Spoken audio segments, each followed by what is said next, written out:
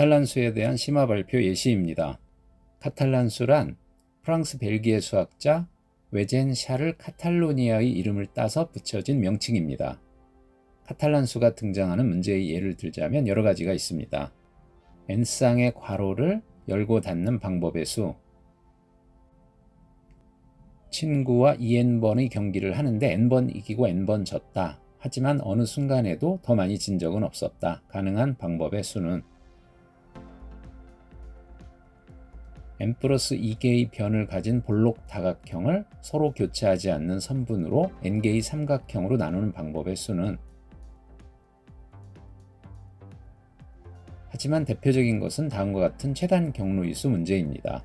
0,0에서 n,n까지 격제점을 따라 움직이는데 대각선을 지나가지 않고 아래로만 지나가는 최단 경로의 수는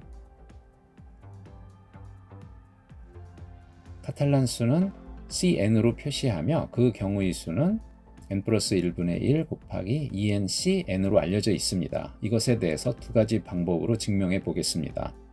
첫 번째 방법은 여집합을 이용하는 것입니다. 전체 경우의 수는 다음과 같습니다.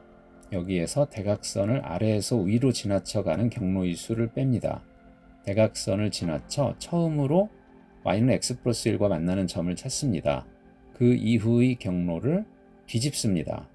그러면 결국 0,0에서 n-1, n 플러스 1까지의 경로가 얻어집니다. 거꾸로 0,0에서 n-1, n 플러스 1까지의 최단 경로를 뒤집으면 옳지 않은 경로 하나를 얻을 수 있습니다. 따라서 옳지 않은 경로의 수는 정확히 0,0에서 n-1, n 플러스 1까지의 최단 경로의 수와 같겠네요. 이제 정리하면 됩니다. 두 번째의 방법은 전체 경로를 분류하는 것입니다. 대각선 위에서 위로 움직여간 횟수를 기준으로 분류합니다. 간단히 이것을 위라고 부르겠습니다. 이것은 위는 4인 경우입니다.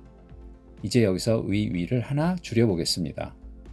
대각선을 처음 위로 지나쳐간 지점을 찾습니다. 이후 처음으로 대각선과 만나는 수평 경로를 찾습니다.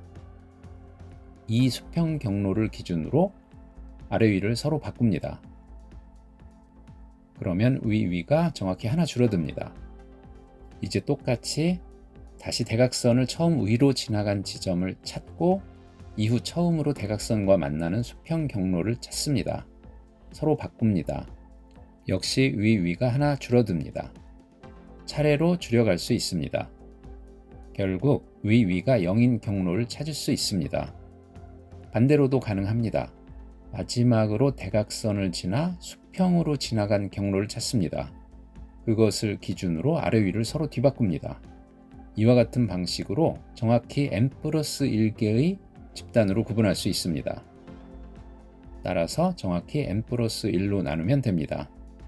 이상으로 두 가지 방식으로 카탈란수를 구해보았습니다.